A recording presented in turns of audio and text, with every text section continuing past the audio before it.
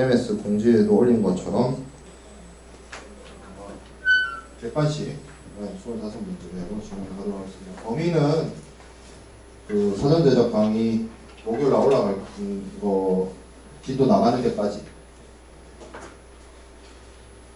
진행을 하도록 할게요. 6주차 강의 자료는 다 포함이 될 거고 7주차는 일부만 들어갈 것 같은데 원래 그 2학기의 경우에는 중간고사가 추석 연휴하고 이렇게 얽혀있기 때문에 나갈 수 있는 만큼 보도록 하겠습니다.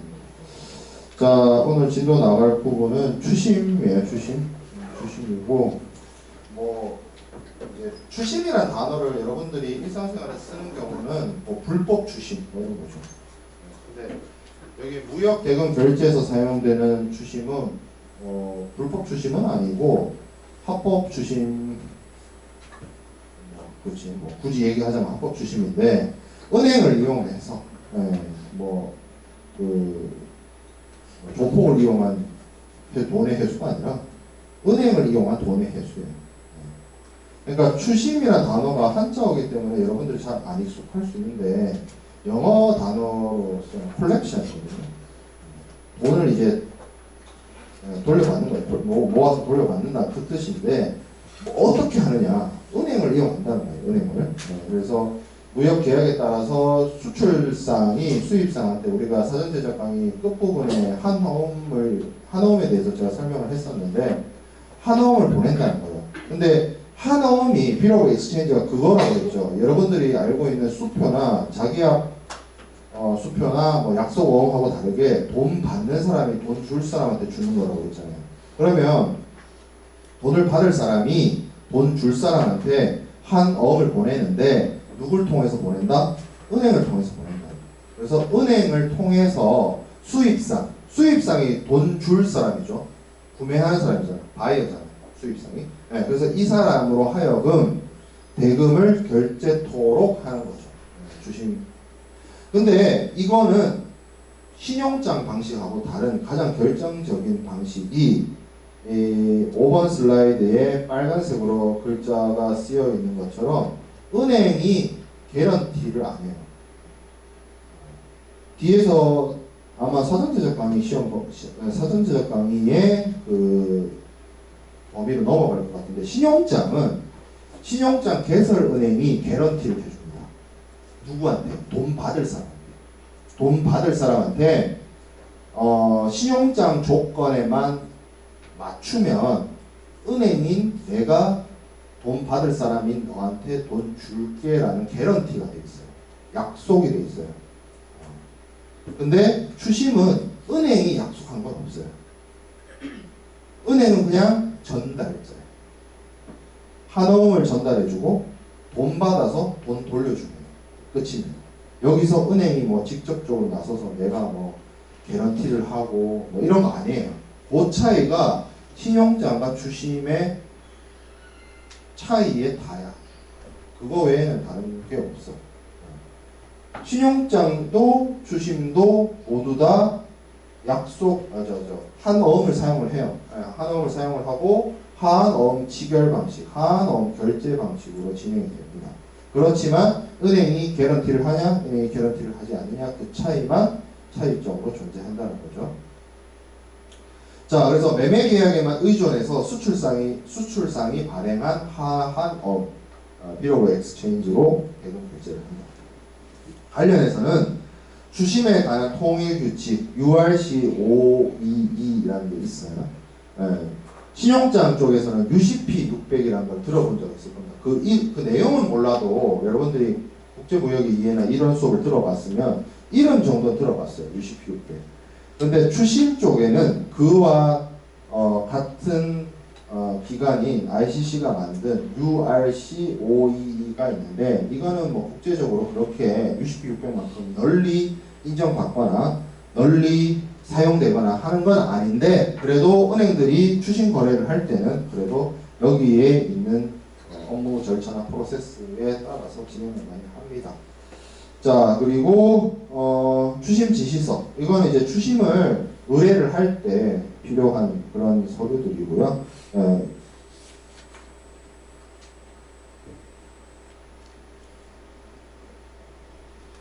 통일 규칙과 관련된 뭐 보칙, 보충 규칙 이런 것들도 있다. 자, 그럼 이 URC 522에 규정된 URC 2조의 내용을 보면 은행이 접수된 지시에 따라서 지급 또는 인수를 받거나 지급인도, 인수인도로 서류를 인도하거나 여기서 뒤에서 보겠지만 지급인도나 인수인도가 추심의 종류의 종류 그리고 기타 조건으로 서류를 인도하는 목적 등으로 금융서류나 상업서류를 인도하는 목적으로서 서류를 취급하는 것. 여기서 금융서류는 한어음이고요. 한어음. 네, 상업서류는 권리증권. 이거 권리증권 다른 말로 선화증권. 그죠? 네, 그러니까 상업서류는 선화증권, 금융서류는 한어음이다. 물론 다른 방식을 이용할 수는 있어요. 약속어음을 쓸 수는 있어요. 그렇지만 약속어음이라는 거와 한어음의 차이를 제가 사전제작 강의 때 얘기를 했는데 약속어음은 돈 줄 사람이 돈 받을 사람한테 보내는 거잖아. 그러면 그냥 보내도 되잖아. 추심 안 해도. 근데 한어음은 뭐예요? 돈 받을 사람이 돈 줄 사람한테 돈 내놓으라고 하는 거니까 은행을 이용하고 은행 이용하는 것만으로 끝나는 게 아니라 뭘 이용한다? 인지를 끌고 가요. 인질이 뭐다? 권리지. 그렇잖아. 그냥 생각해 보세요. 내가 누군가에게 돈을 줄 일이 있다라고 칩시다. 근데 그 나한테서 돈 받을 사람이 나한테 서류를 하나 보내와요. 돈 내놓으라고. 나쁜 마음 품으면 배째라 하면 되잖아. 안 줘도 되잖아. 근데 안 줄 수가 없어. 왜? 내가 그 대금, 그 어음을 결제하지 않으면 내가 원하는 걸 못 얻어. 내가 원하는 건 뭔데? 선화증권. 왜 선화증권이 필요해? 나는 걔한테서 돈 주고 물건을 샀고 그 물건이 배를 타고 나한테 오고 있어요. 목적지에 그 물건이 도착하면 운송인한테 선화증권을 제시하고 그 물건을 받아야 돼. 그러니까 나는 선화증권이 필요해. 그러니까 어떻게? 돈 안 줄 수 없다는 거죠. 왜? 내가 선화증권을 획득을 하려면 한어음을 결제를 해야 됩니다. 네, 그 메커니즘입니다. 그 메커니즘으로 추심을 이용을 하는 것이죠. 실용적도 마찬가지죠. 추심에 당사자들이 있습니다. 추심 의뢰인이 있고요. 프린시펄. 추심 의뢰인이 누구겠어요? 추심을 의뢰하는 사람. 돈 받아오라고 의뢰하는 사람. 누구겠나요? 수출자겠죠. 셀러, 판매자, 컨사이너, 송화인, 드로워, 한어음을 발행한 사람. 돈 받을 사람. 익스포터, 수출자. 다 같은 말이죠. 다 같은 사람을 지칭하는 말이죠. 주심 거래에 있어서. 자, 그래서 주심에 따른 은행에게 수수료 같은 거 주고요. 은행에게 심부름을 시킵니다. 그래서 거기에 따라서 한어음을 통해서 지급인으로부터 물건인의 대금을 결제시키도록 합니다. 이 추심 의뢰인의 부탁을 받는 사람이 추심 의뢰은행입니다. 보통 수출자의 거래은행이 될 겁니다. 수출자가 자기의 주 거래은행을 통해서 추심 의뢰를 넣겠죠. 자, 그 다음에 추심 의뢰은행 말고도 이 추심에 개입되는 쭉 은행들이 있을 수 있어요. 그 수입자의 거래은행이 되거나 뭐 이런 식으로 아니면 추심 의뢰은행과 한 거래 약정이 맺어져 있는 뭐 그런 은행들이 이 추심 작업에 참여하는 모든 은행들을 추심은행이다라고 하고 결정적으로 수입자에게 서류 등을 제시하는 은행을 프리젠팅 뱅크, 제시은행이라고 합니다. 서류를 준다 이 뜻이에요. 그 다음에 지급인, 추심 지시서에 따라서 대금을 결제를 하고 어음 결제를 하고 권리증권을 받아야 되는 사람입니다. 그래서 이 사람이 누구다? 수입자다. 바이어다. 구매자다. 임포터. 수입자다. 컨사이니. 하물을 받아야 되는 수화입니다. 그리고 드로위라고 했는데 이 표현이 엄청나게 많은 것들이 생략된 표현이라고 했죠. 영어 표현으로는 한어음을 받는 사람이다 라는 뜻이지만 한국어로는 돈을 지급하는 사람. 그 표현이 숨겨져 있다고 얘기했습니다. 사전지적 강의에서. 자, 그럼 추심의 종류 두 가지 있다고 했습니다. 아주 디테일하게 보면 세 가지인데 크게 나눠봤을 땐 두 가지예요. 첫 번째, 지급도 조건입니다. DP라고 해요. 이거 이 이름 비슷한 드라마도 있었잖아요. 유명한 드라마. 안 봤어요. 저는 한국 드라마 안 봅니다. 돈 주고 보라 해도 돈 주고 보라 하면 생각은 해볼게요. 자, 근데 그 DP의 줄임말이 Document Against Payment예요. 그러면 쉽게 말하면 뭐야? 페이먼트에 대항해서 서류 이 뜻이죠. 직역하면 말 그대로 페이먼트가 이루어지면 서류를 준다는 거예요. 이 서류는 뭘까? 당연히 선화증권. 자, 매도인이 매수인과의 매매 계약에 따라 계약 물품을 자기 책임하에 선적하고 구비된 선적 서류. 이 구비된 선적 서류가 뭘까? 다시 한번 강조하지만 BA이겠죠. 선화증권. 그리고 어음을 발행한다. 일람 출급 어음 발행을 한다. 이 일람 출급 어음은 다른 말로 또 뭘까? 한어음이겠죠. 그래서 선화증권의 한어음의 하한 거래를 합니다. 자, 그래서 매도인의 거래은행. 이 매도인의 거래은행이 뭐가 되겠어요? 주식의뢰은행. 그렇죠? 주식의뢰은행을 통해서 매수인 국가에 소재한 은행 앞으로 어음 대금을 주심한다. 요 매수인 국가에 소재한 은행이 뭐겠어요? 제시은행. 그러면 요 은행하고 만약에 또 다른 참여하는 은행이 있다라고 치면 그게 뭐다? 주심은행. 그 뜻이죠. 주심의뢰를 받은 매수인 국가에 소재한 주심은행은 매수인에게 어음을 제시하여 그 어음 금액을 일람 지급받는. 그러니까 페이먼트가 한 번에 일람 지급이라는 말이 한 번에 결제해요. 일시불. 할부 거래 말고 일시불. 일시불로 지급하는 조건으로 선적 서류. 여기 선적 서류 또 뭐겠어요? 다시 BM. 비로블레기 선화증권.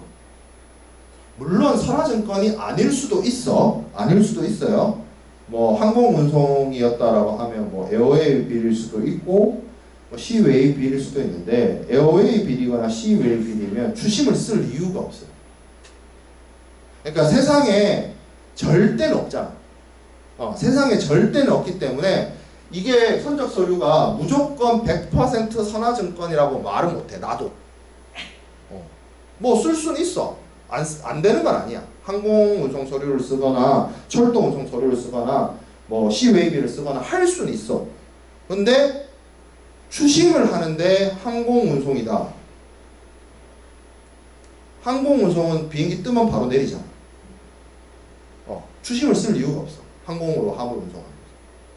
그러니 추심을 쓴다. 그리고 추심과 관련해서 운송 서류를 취급한다. 라면 99.9999% 선화증권이 될 가능성이 커요. 그런 이유예요. 그런 이유.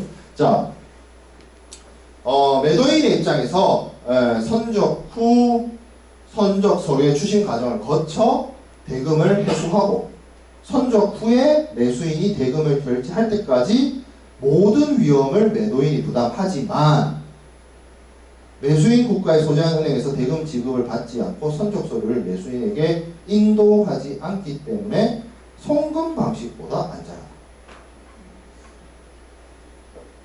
왜 대금을 결제할 때까지 모든 위험을 매도인이 부담할까?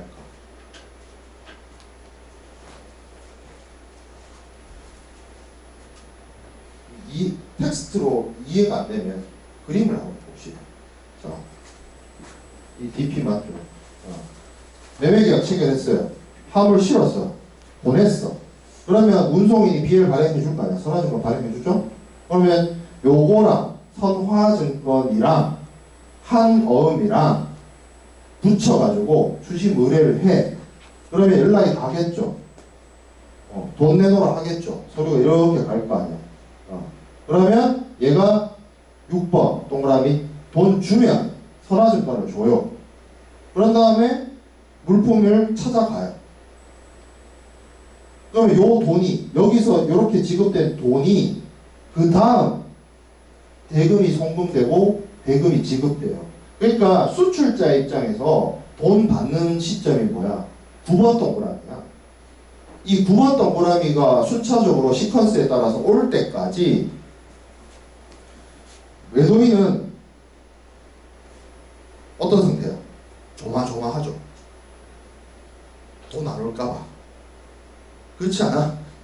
얘가 나 이거 뭐 물건 뭐 필요 없어, 돈도 안 줘, 없어, 연락처 안 돼, 연락 안 돼, 이러면 어떡할 거야? 그 얘기가 앞서 여기 텍스트에 뭐예요? 아니구나. 뭐예요? 대금을 결제할 때까지, 아까 제가 보여드렸던 9번 동그라미가 도래할 때까지 부들부들 위험에 떨고 있어야 된다. 그 얘기잖아 지금. 그죠? 네. 그렇지만 송금 방식보다는 안전하다. 왜 얘가 송금 방식보다 안전하다? 생각해보죠. 자, 그림 다시 한번 봅시다. 똑같아요. 만약에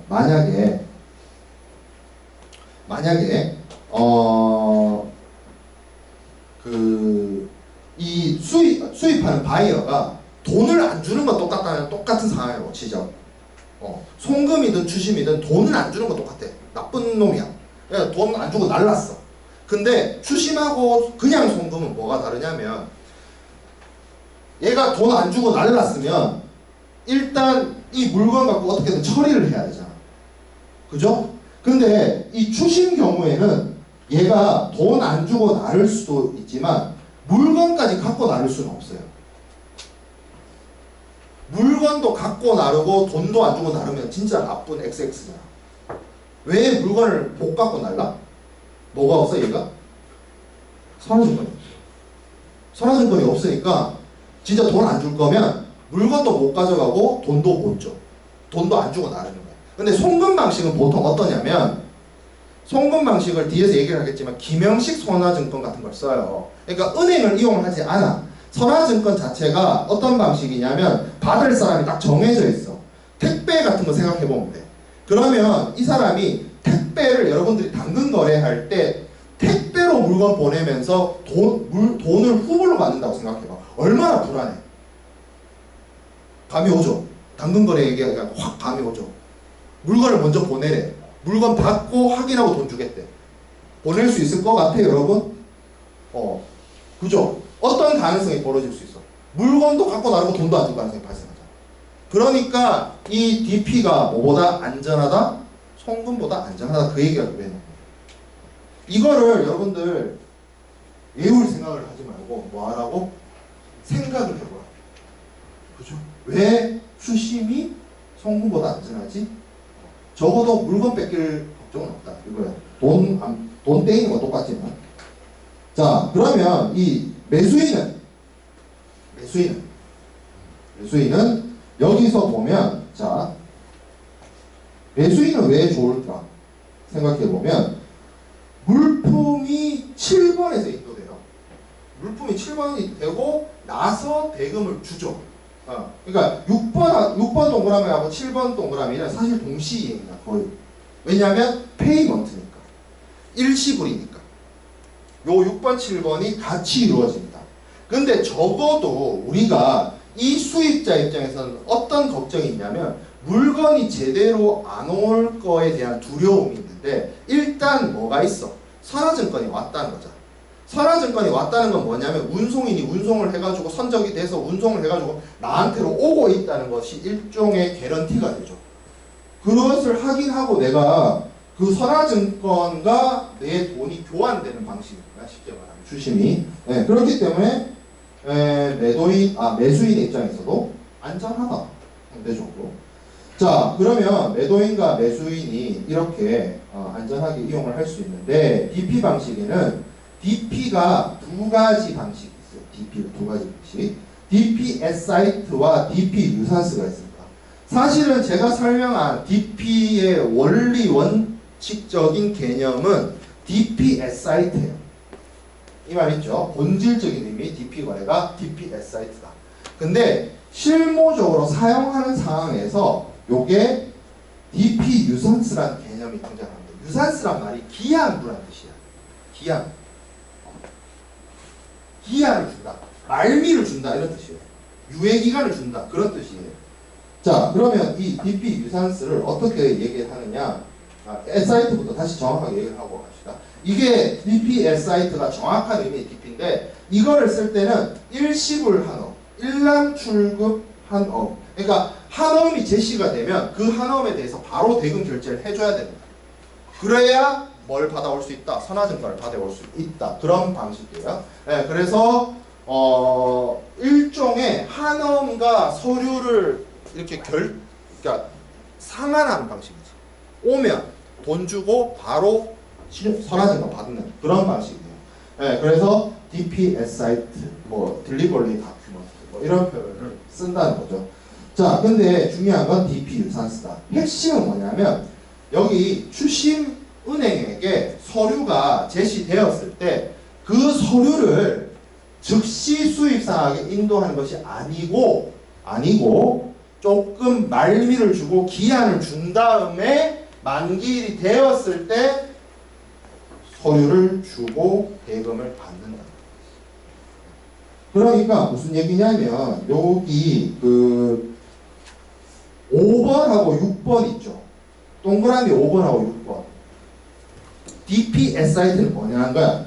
자, 서류 왔어요 라고 하면 얘가 그냥 바로 가서 결제를 해야 되는데 서류가 와도 요 5번이 되는 그러니까 4번 동그라미에서 5번 넘어올 때 이 DP에 관련된 추심은행이 뭐 하고 있는 거야? 서류 들고 붙잡고 홀드해 놓는 거죠. 적게는 20일, 15일, 뭐 길게는 한 달, 두 달. 뭐 그런 방식. 그러면 매수인 입장에서는 뭐가 좋아요? 물건 도착하고 대금 결제하면 되죠. 이게 오는 기간이 있을 거 아니야. 다 도착했어. 물건 제대로 도착했구나.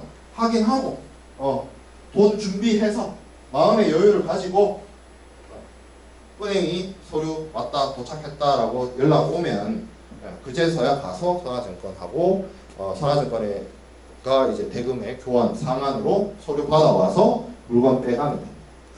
그런 방식이에요. 그래서 이게 DP 유산쓰가 일종의 매수인 입장에서 유예기간 같은 거를 준다라고 하는데 보통 이런 식으로 나와요. 무슨 베이스 날짜 기간을 주는 거겠죠? 길진 않아 사실. 그렇지만 After BL date 그러니까 선화증권이 발행된 날로부터 뭐 며칠 뒤 이런 식으로 말미를 주는 방식입니다. 그래서 DP 유산쓰의 경우에는 DP 사이트하고 다르게 수입상이 서류가 오면 바로 대금 지급을 해야 되니까 약간 그렇게 하기에는 너무 부담스럽다. 자금을 조달하고 자금을 지급할 수 있도록 약간 운송기간 관련해서 기간을 준다. 그래서 막 5일짜리도 있고 10일짜리도 있고 15일짜리도 있고 그래. 이 기간이 되게 짧아요. 자, 그 다음에 DA 있나? 인수도 조건. Document against acceptance죠. 그러면 이 말 즉슨 영어 단어를 직역을 하면 acceptance에 대항해서 서류를 준다고 했죠. 이 서류가 뭐라 그랬어요? 제가 선화증권이라고 했죠. 앞서 DP는 페이먼트를 해야 페이먼트를 하면 다큐먼트를 준다고 했어요. 근데 여기는 뭐야? acceptance를 하면 서류 준다는 거죠. 대금을 치르지 않아도 서류를 준다는 얘기겠죠. 느낌적인 느낌으로 물품 대금의 추심 과정은 DP 방식과 동일하나 매도인이 반드시 기한부 한화음을 발행을 하고 일람불이 아니고 기한부예요. 기한부. 기한부 한화음을 발행하고 이를 거래은행을 통해서 추심받은 매수인의 인수행위에 대해서 선적 서류를 인도하는 결제 방식. DA 방식에서는 매도인이 계약에 따라 물품을 선적하고 매수인을 지급인으로 하는 기한보험을 발행한다. 그리고 자기가 거래하는 외국은행을 통해서 매수인의 거래은행 앞으로 어음 대금을 추심 의뢰한다. 매수인이 소재한 은행은 어음의 지급인. 그렇겠죠. 추심은행. 그러니까 수입상이 거래하는 은행을 통해서 매수인에게 어음의 인수. 봐봐요. 앞에는 어음의 지급이었잖아. 어음에 대한 결제였잖아. 근데 어음을 결제한다는 말이 아니고 어음을 인수한대. 어음을 인수하고 동시에 뭘 한다? 선적 서류를 주고. DP 얘기할 때 그 얘기 했잖아. 내가 직접 일시불로 돈을 줘야 인질이 풀려나는 거였어. 그렇죠? 근데 얘는 뭐야? 내가 지급이 아니라 인수만 하면 인질이 풀려.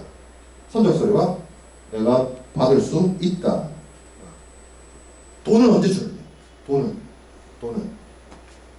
만기일에 매수인으로부터 대금을 받는다.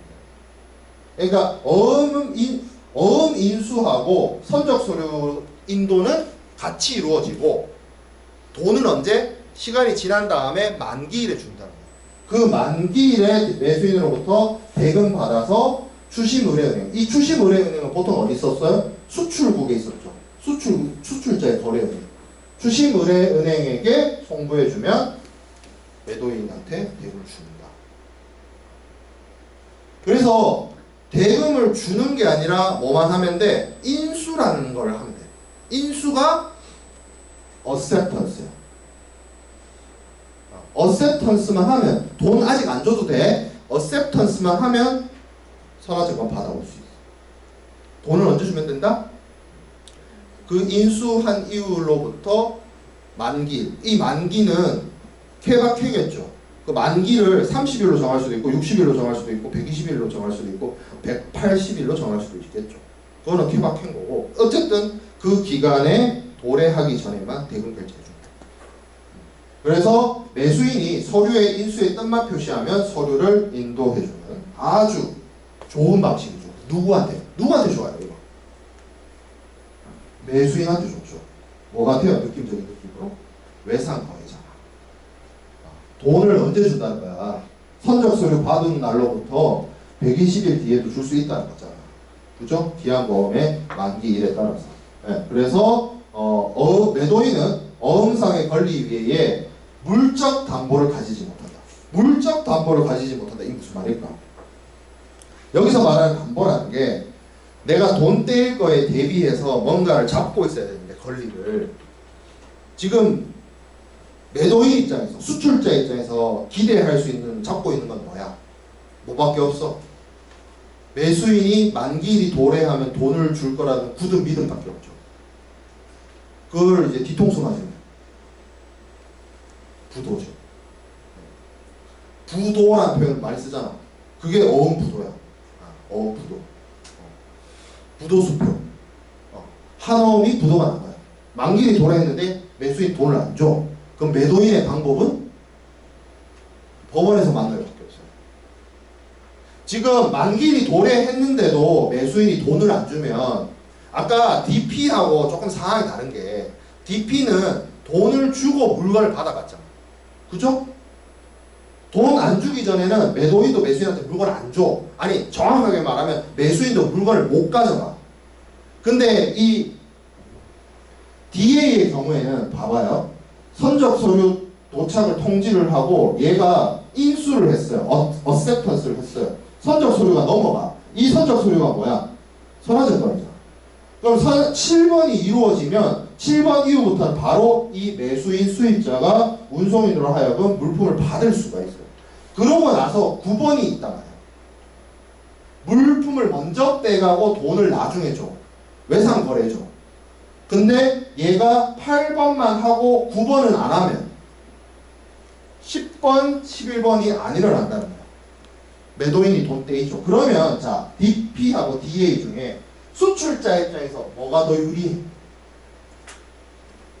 당연히 DP가 유리하죠. 수출자 입장에서. 수출자 입장에서 DP S사이트하고 DP 유산스는 어느 것이 유리하냐? 큰 차이가 없어요. 왜?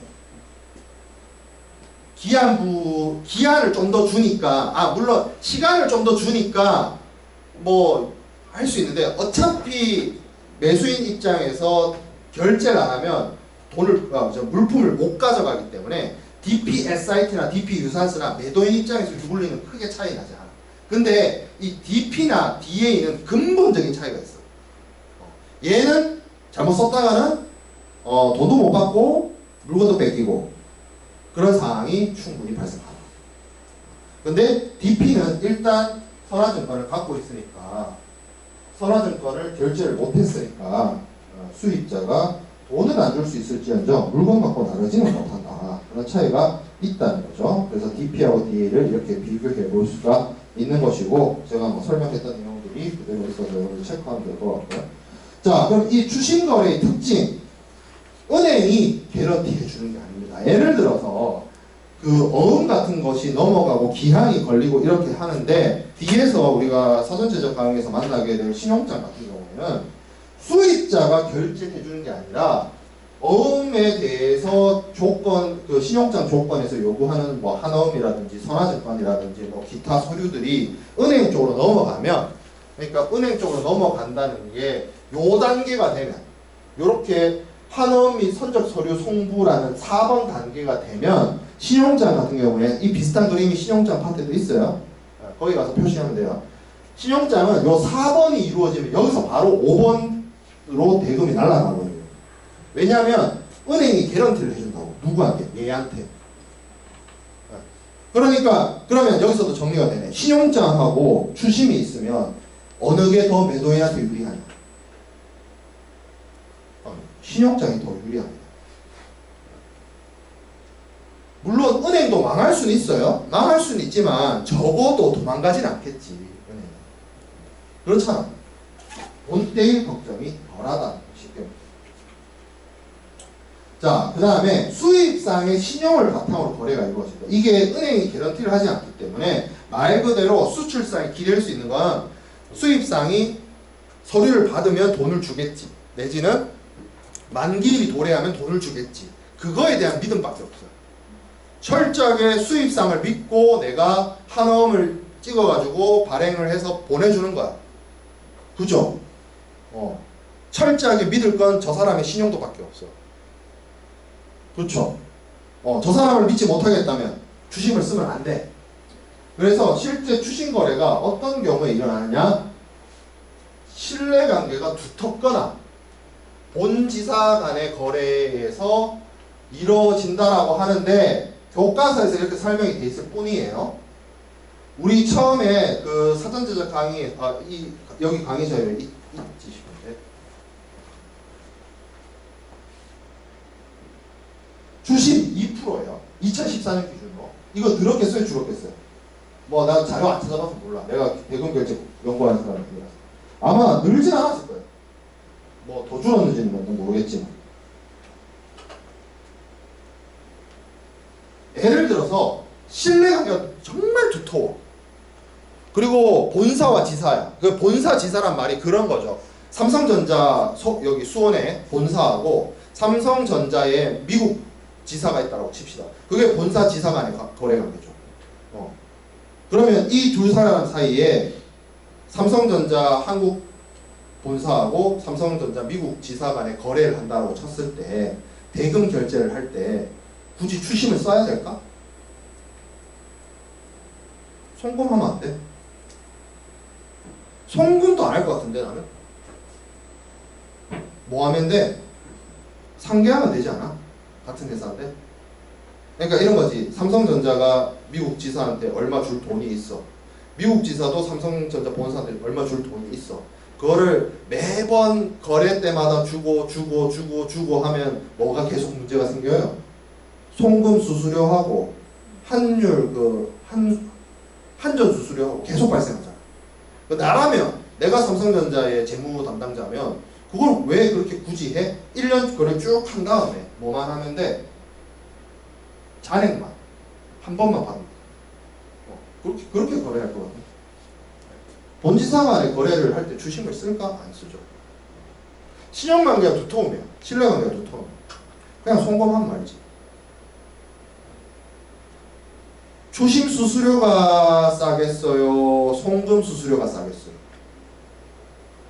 한전할 때의 그 한 리스크는 추심이든 송금이든 똑같고 달러 한 줄의 변동에 따른 유불리는 똑같을 것이고 은행을 이용을 하는데 그냥 단순하게 내가 저 사람한테 돈 100만 불을 보내는 거랑 내가 저 사람한테 돈 100만 불을 줄 게 있어. 근데 이거 서류를 처리해. 뭐 이렇게 하는 거랑 은행을 이용하는 입장에서 수수료가 어디가 더 비싸겠냐.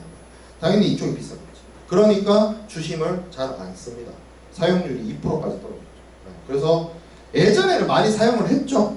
전화 뭐 통신 수단이 원만하지 않고 서로 간에 뭐 이렇게 정치 체제나 이런 것들에 의해서 동서냉전 시대에 서로 간에 좀 신뢰를 구축하기가 어렵거나 하면 주식 같은 걸 이용을 해서 은행의 신용도를 이용을 해서 거래를 하고, 그리고 원래 이 추심이란 게 이게 역사를 따지고 올라 들어가면 그런 게 있어요. 예전에는 무역 거래를 하는 데 있어서 지금만큼 정보력이 있는 것도 아니고 어떤 뭐 우리가 소위 말하는 어떤 은행들, 글로벌한 어떤 금융 결제 시스템이나 뭐 이런 그 전 세계적인 뭐 이렇게 스위프트 같은 은행과 은행 간의 거래를 원활하게 해주는 그런 시스템이 구축되기 훨씬 이전에, 예를 들어서 이렇게 생각해 볼게요.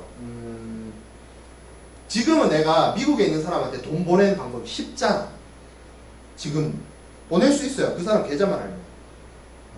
우리나라 은행 통해서 미국에 있는 미국 사람한테 내가 저 사람한테 계좌를 내가 뭐 나도 학회의를 하면서 미국에 있는 교수님한테 뭔가 이거를 그분이 주신 거에 대한 답례로서 송금을 하려고 했는데 그분 은행, 난 그런 은행 처음 들어봤는데 미국에 있는 어떤 지역은행에 계좌 해가지고 내가 여기서 쏘면 돈이 들어가.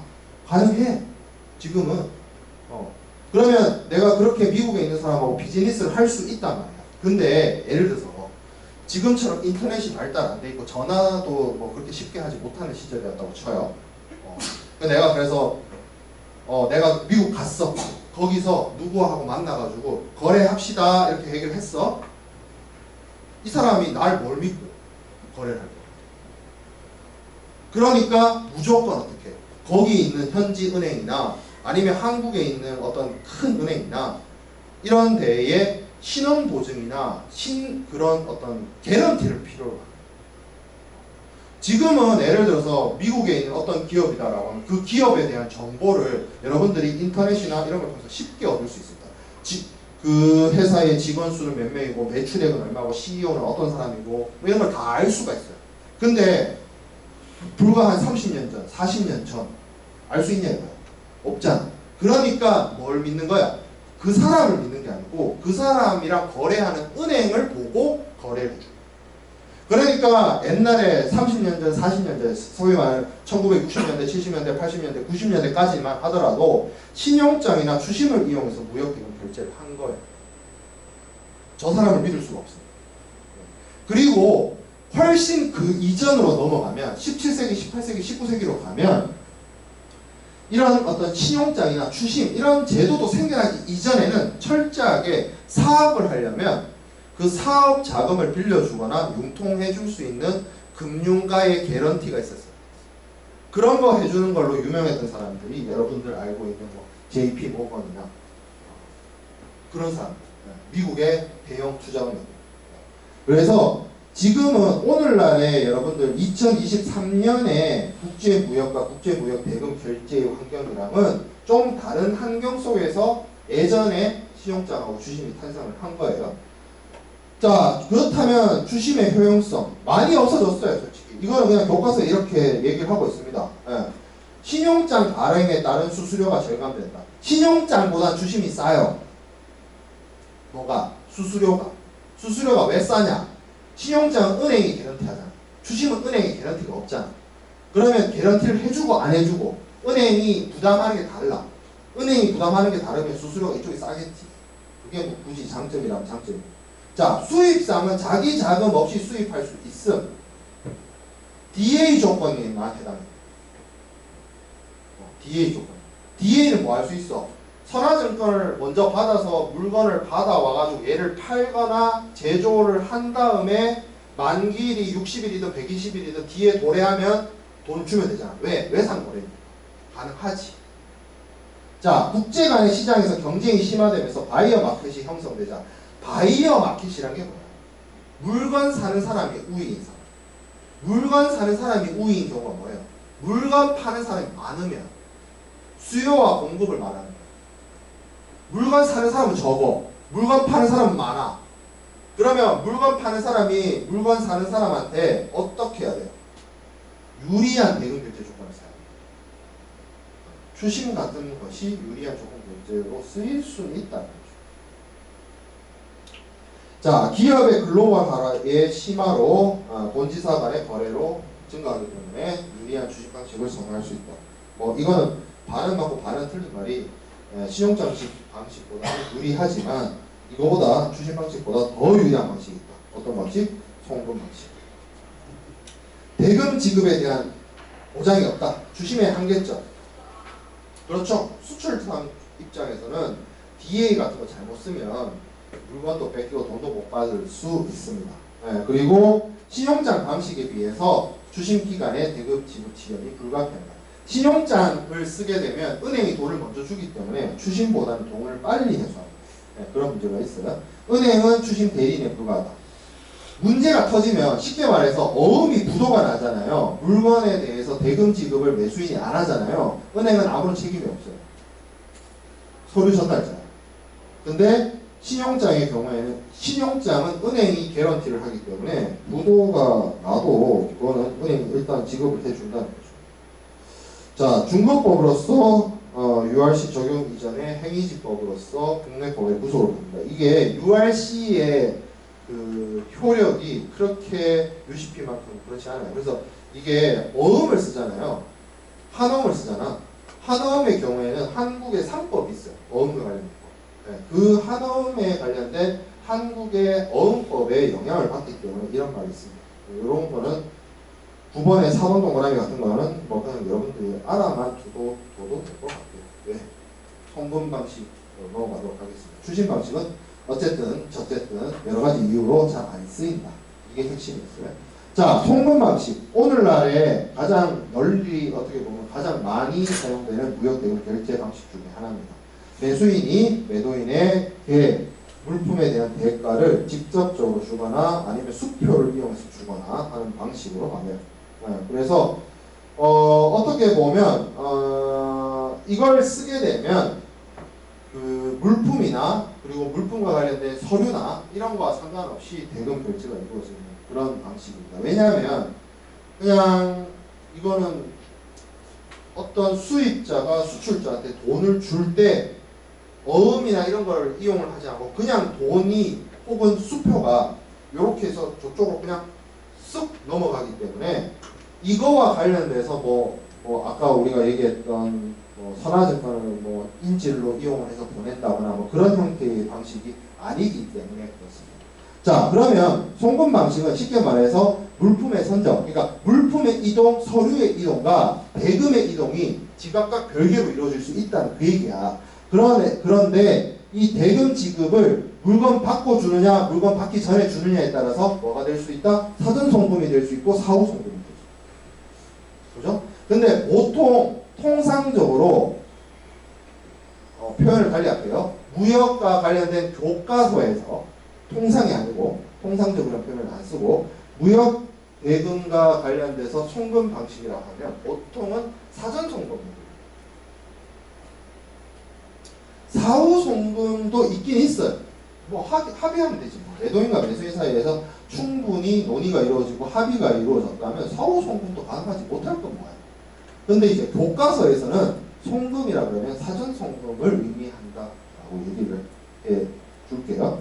자, 그래서 사전 송금 결제 방식을 하면 물품 대금을 상품 인도 전에 하기 때문에 매도인 입장에서 엄청 유리해진다. 사전 송금인 경우에 그렇다는 거야. 만약에 사후 송금이었으면 매수인이 유리하지. 자, 종류, 송금 방식의 종류라고 나뉘어져 있는데 사실 1번, 2번은 이제 안 씁니다. 안 쓴다고 봐야 돼.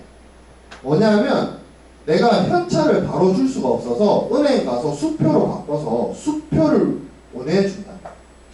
우편으로. 일단 우편으로 보낸다는 것 자체가 말이 안 돼. 요즘에 잘 안 해. 우편 송금한 방식은 뭐냐면 이거는 진짜 여러분들 그 80년대에나 썼어요. 1980년대. 1990년대도 90년대 학번 내가 대학을 갔을 때 제일 나이 많은 형이 부이학번. 부이학번인데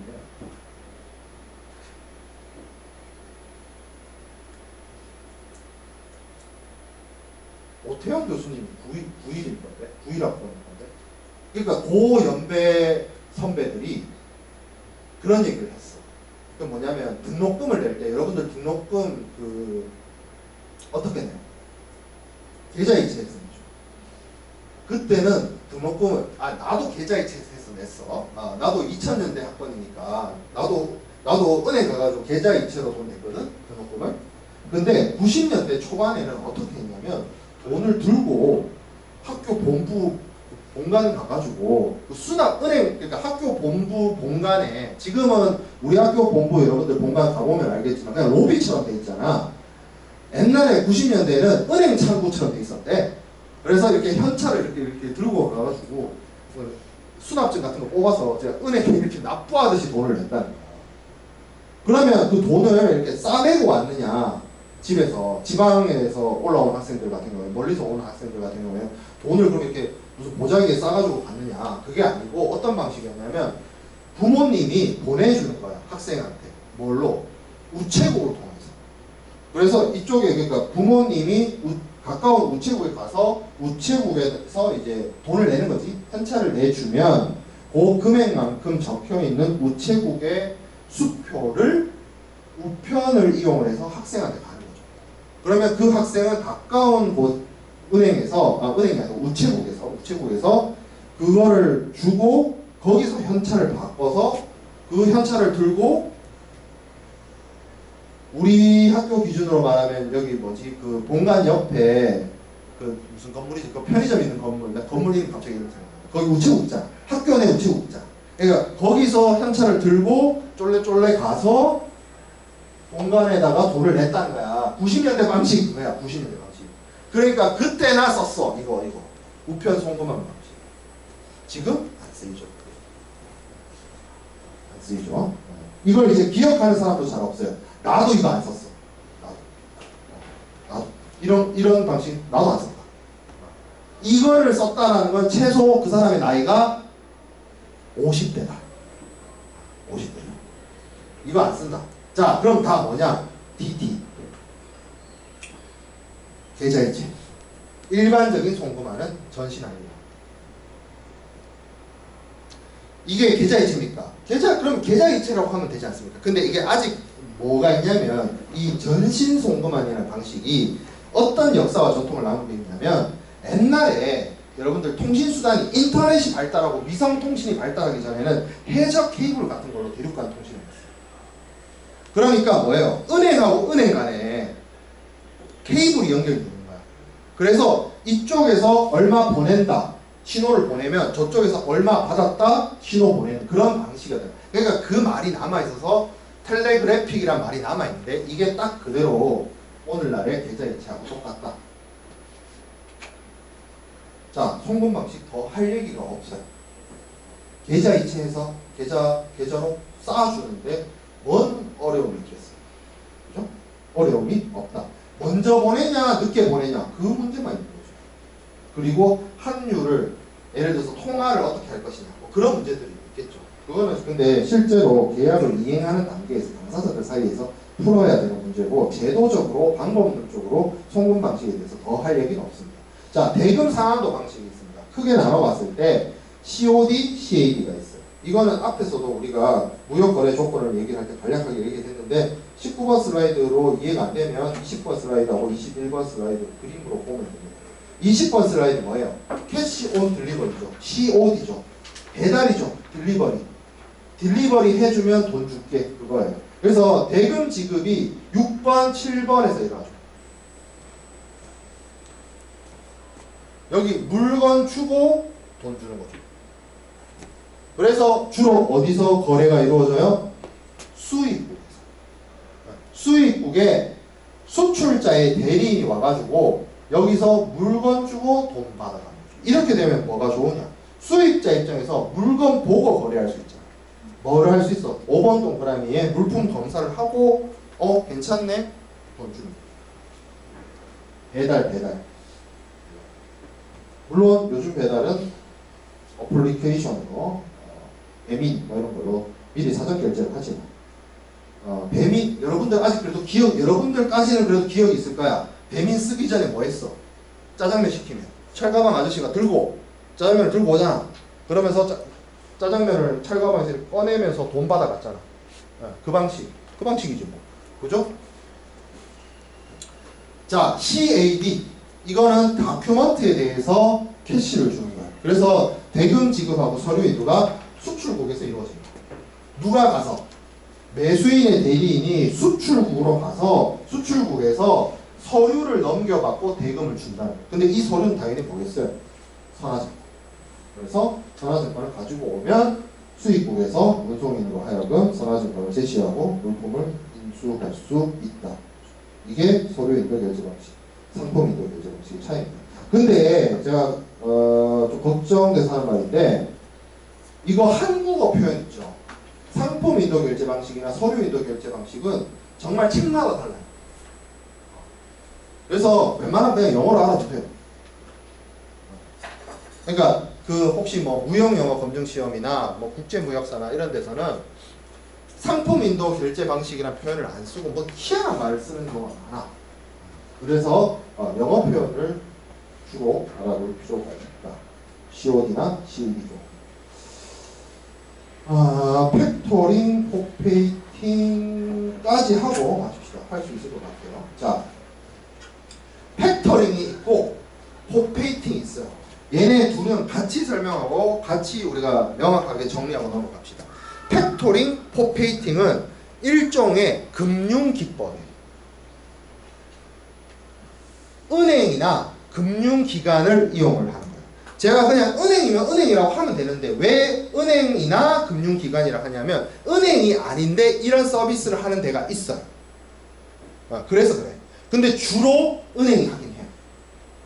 뭘 하냐면 이게 무역 대금을 하는 입장에서 결과적으로 우리가 추심에 대해서 보고 송금 방식에 대해서 봤지만 뭐예요?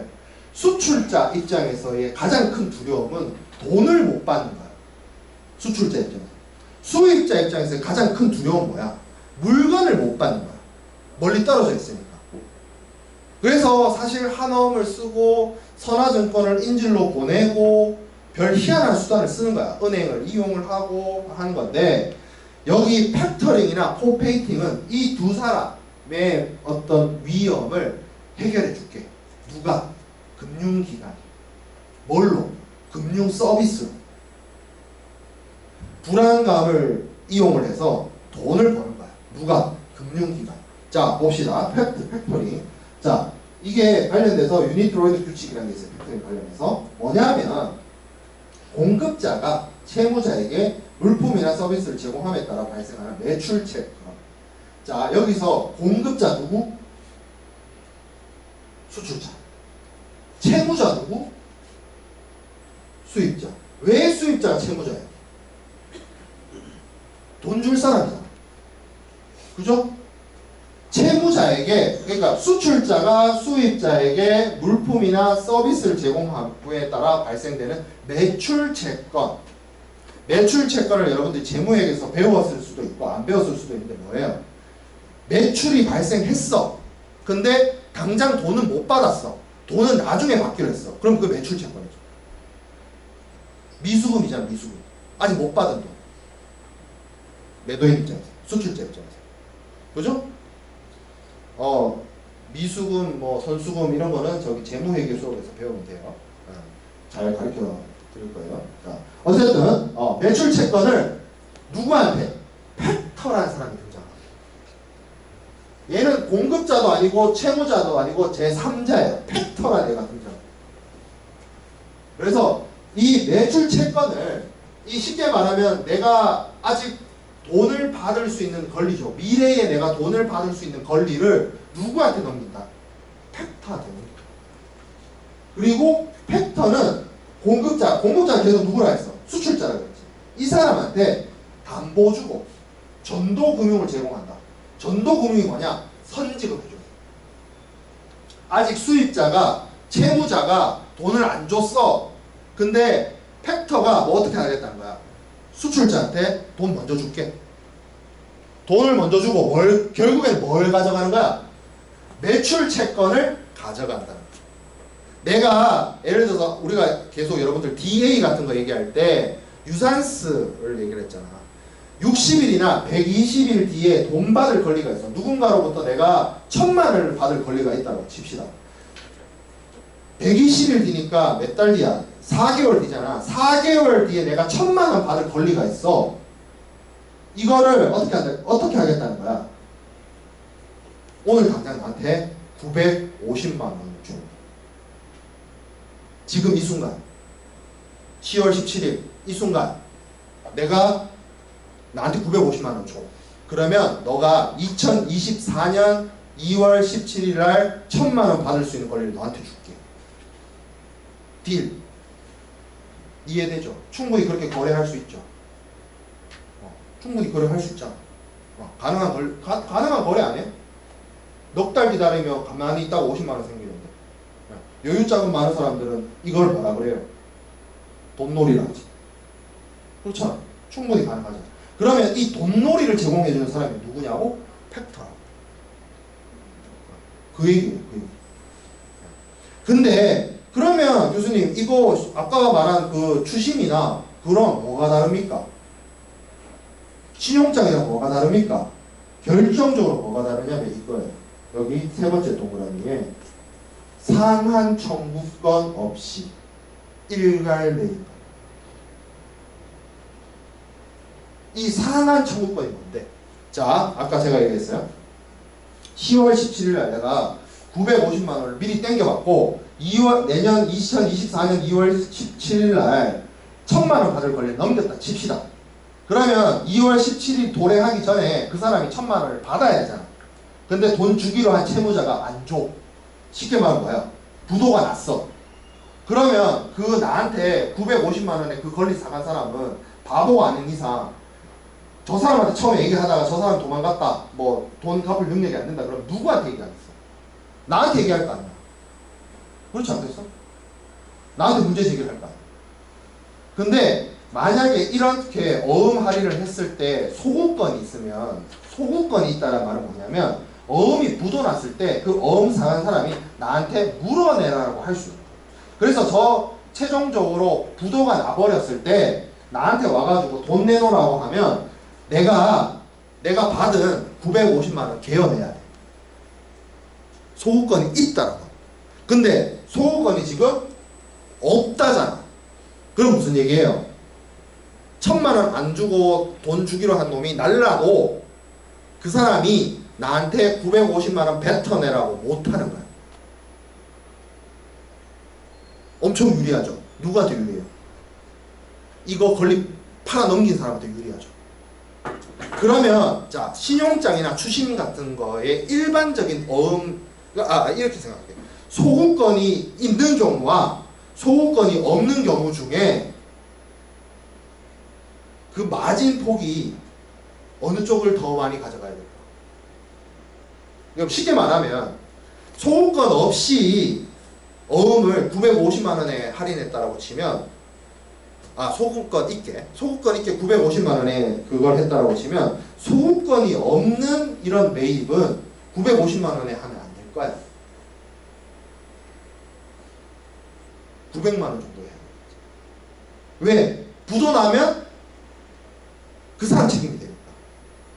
만약에 부도 났을 때에 대한 리스크를 관리하기 위해서 소구권이 있을 때하고 소구권이 없을 때를 비교해 봤을 때 소구권이 없을 때 그게 더 먹는 폭이 커지게 되겠지.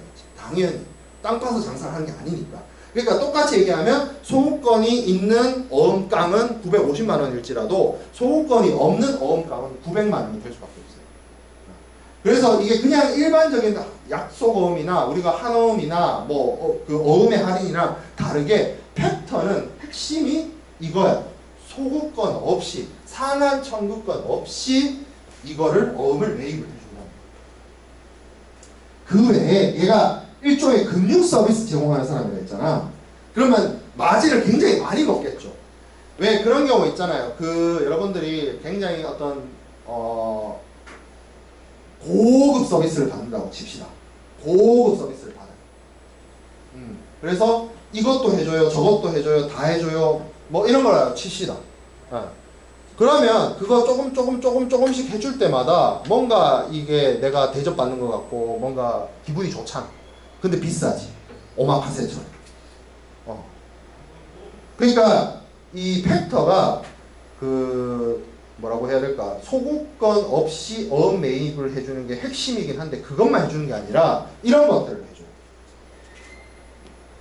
신용조사라든지 뭐 신용위험의 뭐 지급보증이라든지 뭐 아니면 뭐 회계처리라든지 장부처리라든지, 그리고 요 매출채권 외에 다른 매출채권에 대한 관리, 기일 관리, 그냥 쉽게 말하면 금융 서비스로서 풀 서비스를 제공해줘요. 그거예요. 그래서 주로 상업은행들에 의해서 은행이 할 수밖에 없어요. 주로. 그리고 한국보다는 미국이나 유럽, 이 신용과 관련된 금융업이 많이 오랜 기간 발달된 국가나 시장에서 잘 활발히 사용되어지고 있습니다. 그래서 팩터링을 하게 되면 신용조사, 그러니까 팩터가 자기를 이용하는 고객에게 이런 것들을 해주는 거야. 지급보증 해주고 신용조사 해주고 핵심적으로 전도금융 제공해주고 장부관리해주고 이런 것들. 그리고 주로 어떤 거를 거래 대상으로 하냐면 국제무역에서 수출의 경우에 뭐 무신용장 방식의 인수도 조건. 인수도가 뭐야? DA죠. DA가 인수죠. 인수하면 넘겨준다는 뜻이에요. 그죠? 네. 그거나 송금 방식인데 뭐 이용하는 거. 송금 방식인데도 이용하는 경우가 있습니다. 송금 방식은 뭐예요? 어음이 안 쓰이잖아. 근데 두렵죠. 돈 떼일까봐. 그러니까 팩터를 이용하는 거야. 수수료 주고. 그러니까 이거지. 그러니까 내가 나중에 돈을 받기로 했어. 그냥 뭐 어음도 없이 그냥 돈을 받기로 한 게 있어. 말 그대로 돈 받을 권리지. 돈 받을 권리를 넘겨주고 내가 쟤한테 사전에 선도금을 땡겨온다. 충분히 송금 방식도 사용할 수 있어. 자, 어쨌든 그렇지만 뭐 송금 방식의 경우에는 서로 신뢰 있는 사람들 사이에서 이루어지는 거래이기 때문에 뭐 이런 인수도 조건이나 뭐 신용장이나 주식이나 이런 것들에 있어서 한어음을 이용을 해서 하는 경우 사용되어질 수가 있고, 보통은 그래서 이 1년 미만 그리고 뭐 송금의 경우에는 수입하는 경우에 송금의 경우에는 뭐 60일 이내, 좀 짧아 쉽게 말하면. 그리고 이 사용되는 금액도 좀 작다. 한국에서는 주로 기업은행이나 수출입은행 이런 데서 제공을 하고 있습니다. 그래서 제가 설명한 그 팩터링의 그 업무의 시퀀스는 24번 슬라이드에 있네요. 그래서 수출 팩터가 있고, 수출 팩터에게 이 9번에 보면 9번 동그라미에 이제 매출 채권을 넘기자. 이거를 넘기면 10번에 돈을 먼저 받죠. 먼저 받고 뭐 거기에 따라서 매출 채권을 넘기고 대금을 송금하고 뭐 이런 것들이 이루어진다. 이게 이런 메커니즘이에요. 여기서 보면 15번의 수출 대금 지급이 따로 나와 있는데, 이 경우에는 그 대금을 한 번에 다 넘겨주는 경우가 아니라 전도금융 일부, 그러니까 계약 대금이 예를 들어서 뭐 1,000만 불이다라고 했을 때 100만 불을 먼저 주고 9천만 불은 만기에 도래해서 대금 결제가 됐을 때 이렇게 넘겨요. 그러니까 이거는 팩터는 제가 여러분들한테 간략하게 이렇게 설명을 했지만, 그 팩터와 그것을 이용한, 이게 일종의 금융 서비스다 보니까 그걸 이용하는 사람들 사이에서 어떤 서비스를 주고받고 약정하기에 따라서 다양한 형태로 전도금융이나 아니면 어음 할인이나 이런 것들을 제공하고 제공받는 방식으로 사용이 되고 활용이 됩니다. 자, 그 다음에 호페이팅이라는 게 있어요. 비슷합니다. 비슷해요. 뭐가 비슷하냐면, 자, 여기 보면 개념의 두 번째 줄에 소지인에게, 약속 어음을 이용한 소지인에게 상한 청구권 없이 만기일까지 고정 이자율로 호페이터가 할인 매입하는 거죠. 제가 여기 팩터는 조금 뭐라고 해야 될까? 어음 할인뿐만 아니라 뭐도 있었어요. 약간 전도금융이라든지 돈을 먼저 땡겨준다든지 일부의 금융 서비스를 제공한다든지 장부 결제를 도와준다든지 여러 가지 복합적인 금융 서비스적인 측면이 강하다라고 설명했죠. 근데 포페이팅은 말 그대로 어음 할인. 근데 그 어떤 어음 할인을 제공해준다? 상한 청구권 없이. 여기도 핵심이 상한 청구권 없이. 상한 청구권 없이, 소구권 없이. 소구권과 상한 청구권 같은 말입니다. 네, 그래서 이거 없이 채권 매입을 해준다. 한어음을 일종의 그렇게 어음 할인을 통해서 해준다. 이거는 포페이팅은 송금 방식이나 이런 데서 쓰진 않아요. 그리고 보통 포페이팅의 경우에는 장기간에 걸쳐서 돈을 받을 때 뭐 건설 공사를 한다거나 납품 계약도 좀 장기간이거나 이럴 때 포페이팅을 써요. 그래서 뭐 이렇게 사용하는 그 시퀀스가 나오는데 굳이 얘네 둘을 비교를 해보면 이렇게 나눠볼 수 있어요. 팩터가 이용되는 팩토링은 금융 서비스적인 측면에서 소액 거래, 단기 거래에 대해서 사용을 하고, 포페이팅은 좀 큰 금액의 중장기 거래고, 얘네들은 보통 어음을 이용을 해서 소유권 없는 어음 할인을 하겠습니다. 팩토링은 여기 지금 27번 슬라이드에는 빠져 있는데, 요거 아니더라도 어음에 대한 소유권 없는 할인 외에도 신용조사라든지 사전선도 금융이라든지 장부 확인이라든지 여러 가지 형태의 금융 서비스나 대출이나 이런 것들을 해주는 형태가 팩토. 비슷해요. 사실 비슷합니다. 오늘날에는 그냥 무역 대금 결제와 관련돼서 여러 가지 금융 서비스를 제공하는 형태가 되다 보니까 은행이 그러니까 은행이 팩토링이나 포페이팅의 주체가 되면 이게 포페이팅인가 팩토링인가 좀 애매한 그런 금융 서비스도 있긴 해요. 하지만 이 두 가지의 공통점이자 핵심은 어음에 대한 소유권 없는 할인이 이루어진다. 그런 점에서 충분히 이용 가능한 대금 결제 방식인데, 이것을 사용하게 되면 은행에게 많은 어떤 수수료를 제공을 하거나 이용료를 제공해야 되는 문제는 여전히 남아 있습니다. 그래서 꼭 쓰는 경우는 아니다. 좀 뭐라고 해야 될까? 내가 갖고 있는 미래에 돈 받을 권리가 많이 불안하거나 포페이팅처럼 좀 장기간이야. 그런 경우에나 선택 가능한 방법 중에 하나다라고 볼 수 있겠습니다. 자, 오늘 여기까지 하고 목요일날 사전 제작 강의 하나 올라갈 테고 거기까지 진도를 나가는 걸로 하도록 할게요.